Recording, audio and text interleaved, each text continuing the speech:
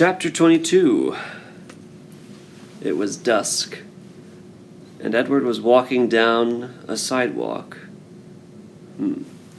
That's interesting. At the very end of the previous chapter, Edward got smacked against a countertop, and his world went dark. So now it's dusk, and he's walking down a sidewalk. Dusk means sunset time.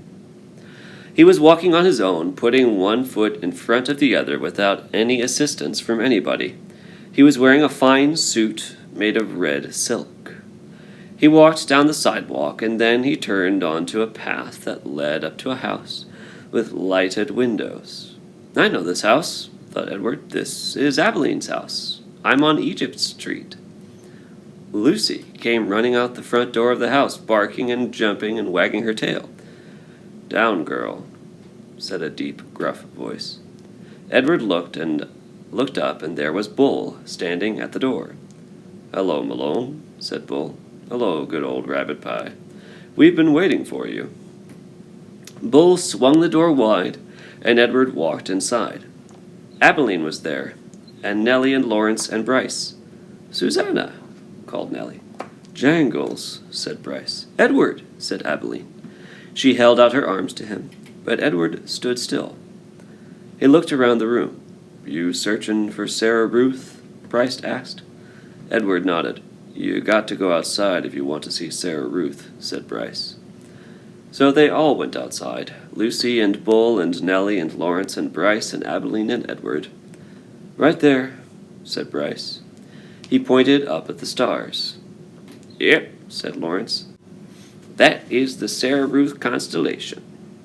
He picked Edward up and put him on his shoulder. "You can see it right there." Edward felt a pang of sorrow, deep and sweet and familiar. Why did she have to be so far away? "If only I had wings," he thought, "I could fly to her." Now this is interesting. He's meeting all these people from his life who are still alive, but how can he be meeting them all? And why is Sarah Ruth a star constellation and not a person anymore? Very strange. Out of the corner of his eye, the rabbit saw something flutter. Edward looked over his shoulder, and there they were, the most magnificent wings he had ever seen, orange and red and blue and yellow. And they were on his back. They belonged to him. They were his wings.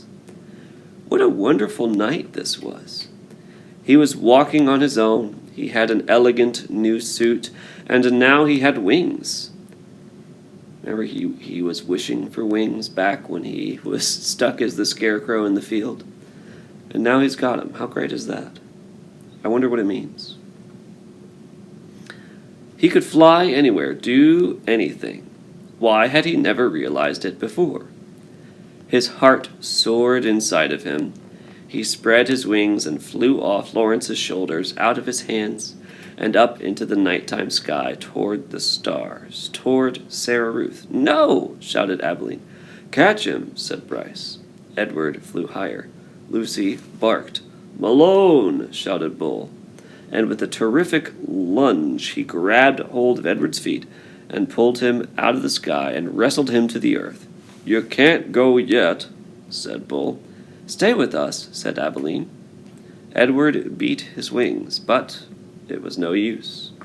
Bull held him firmly to the ground. "Stay with us," repeated Abeline. Edward started to cry. "I couldn't stand to lose you again," said Nellie. "Neither could I," said Abeline. "It would break my heart." Lucy bent her face to Edward's. She licked his tears away. What an interesting scene. It feels like some kind of dream.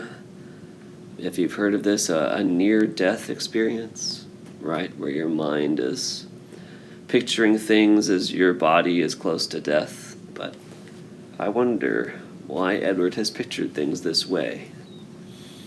Looks like when we get to chapter 23, we may see him coming back to his normal life under someone's care. I wonder if this is someone new or someone we've met. We'll find out in a little while. Bye for now.